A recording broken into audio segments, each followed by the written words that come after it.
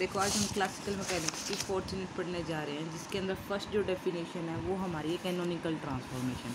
Canonical transformation को समझने से पहले आप सिंपल सा एक एग्जांपल पढ़ो। मान लो कि आपके पास ना कोई एक लड़का है, मान लो रोहन नाम का, ठीक है। आपने इसकी इन्फॉर्मेशन निकलवाई।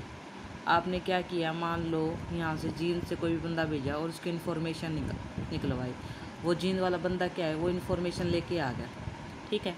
फिर आपने क्या किया, मान लो रोहन नाम का लड़का दिल्ली रहता है, तो आपने पहले एक जींद से बंदा भेजा, उसकी इन्फॉर्मेशन निकलवाई।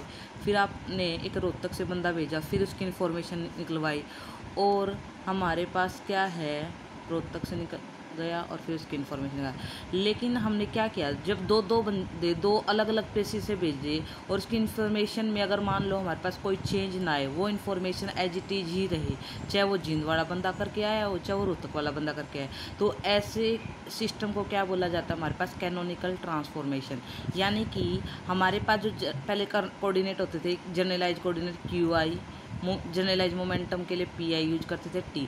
अब वो ये कह रहा है कि अगर मान लो इन कोऑर्डिनेट्स को चेंज कर दिया जाए, किस में, क्यू आई बार में, पी आई बार में और टी, जहाँ पे हमारे पास जो क्यू आई बार है वो किसका फंक्शन है, इस बार वो फंक्शन है क्यू आई का, पी आई का और टी का। और जो पी आई बार फंक्शन है, पी आई बार वो किस किस का है, क्यू आई का, पी आई का और टी का।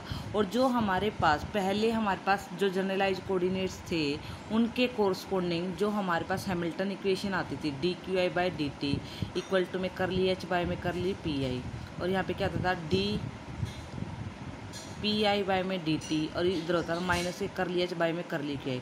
उसके कोरस्पोंडिंग हमारे पास ये हैमिल्टन सिस्टम आता था। अब वो ये कह रहा है कि जब आपने जनरलाइज कोऑर्डिनेट, ये तो जींद वाले बंदे के अकॉर्डिंग आपने इन्फॉर्मेशन निकाली।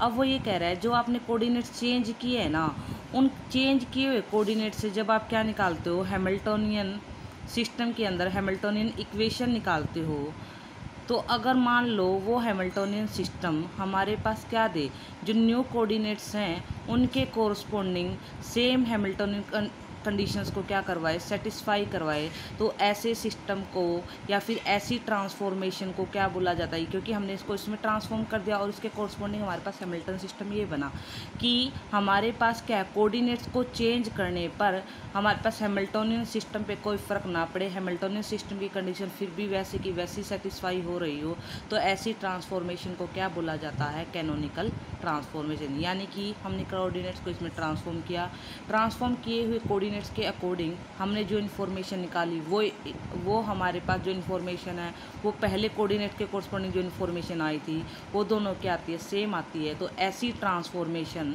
जो हमने की है Q I P I T I की, Q I bar P I बार और टी में, वो हमारे पास क्या रहे, सेम रहे, तो ऐसी ट्रांसफॉर्मेशन को क्या बोला जाता है बच्चे, कैनोनिकल ट्रांसफॉर्मेशन। तो देखो, द ट्रांसफॉर्मेशन ऑफ कोऑर्डिनेट, कितने कोऑर्डिनेट्स को हमने चेंज किया, क्यू आई को चेंज कर दिया क्यू आई बार में, ठीक है।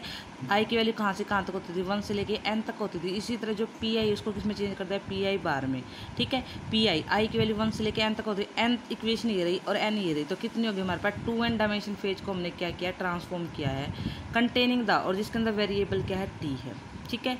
जहाँ पे हमने क्या किया, न्यू कोऑर्डिनेट्स को चेंज कर दिया, किसमें, क्यू आई बार और पी आई बार में। आई की वैल्यू कहाँ से कहाँ तक है, 1 से लेके n तक, सच दैट कि मैं अगर जैकोबियन सोल्व करूँ Q1 P1 Q2 P2 Qn Pn का with respect to initial coordinates Q1 P1 Q2 P2 और उसके अकॉर्डिंग जो जैकोबियन है या डिटरमिनेंट है वो क्या है हमारे पास, नॉन जीरो।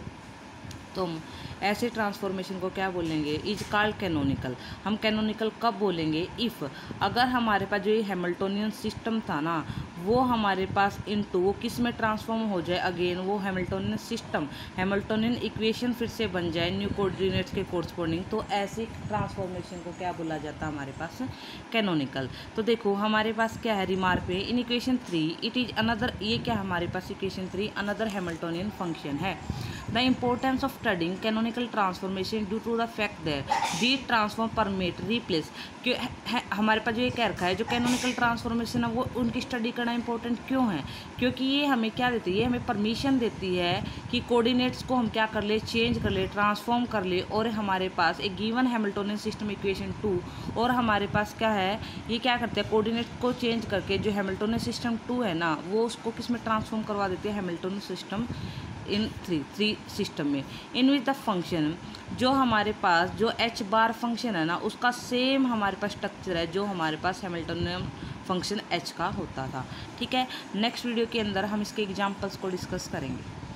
अच्छा, एक बात और ये, कैनोनिकल ट्रांसफॉर्मेशन को क्या बोला जाता है? कॉन्टैक्ट ट्रांसफॉर्मेशन भी बोला जाता है।